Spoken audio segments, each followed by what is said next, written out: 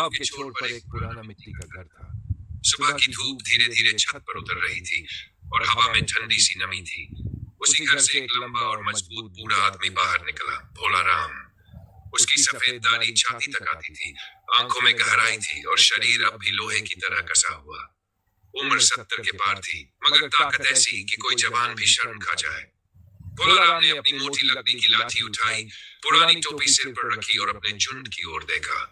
उसकी 10 भैंसें लाइन में खड़ी थी, जैसे उसे देख रही हो कि अब वह मुस्कुराया। चलो, वक्त हो गया, और धीरे धीरे जंगल की ओर बढ़ चला। रास्ता कच्चा था, किनारे घास उगी थी।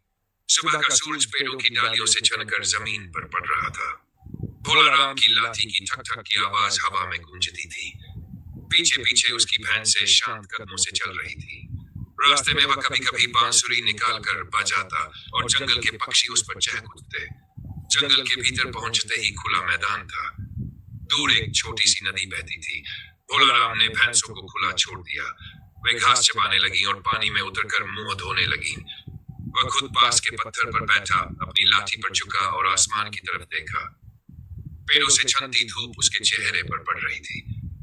उसके आसपास हिरन पानी पी रहे थे, तोते पेड़ों पर बैठे थे और हवा में शांति थी, मानो पूरा जंगल उसी की निगरानी में सांस ले रहा हो।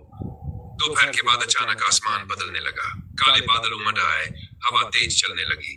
भैंसें डर गई, कुछ इधर उधर भागने लगी। भोला राम ने लाठी जमीन पर ठोकी और गरजती आवाज में बोला, कोई नहीं भागेगा, सब पास रहो। बिजली आसमान में चमकी और बारिश मूसलाधार बरसने लगी। एक भैंस घबरा कर भाग निकली। भोला राम तुरंत उसके पीछे दौड़ा। उसके पैर कीचड़ में धंस रहे थे, मगर वह रुका नहीं। बारिश की धारें उसके चेहरे पर पड़ रही थी, मगर वह लाठी से झाड़ियों को हटाता हुआ आगे बढ़ता गया। आखिरकार उसने भैंस को पकड़ लिया। वह उसके पास जाकर उसके सिर पर हाथ फेरता है और कहता है, डर मत, मैं हूं। बारिश धीरे धीरे थम गई।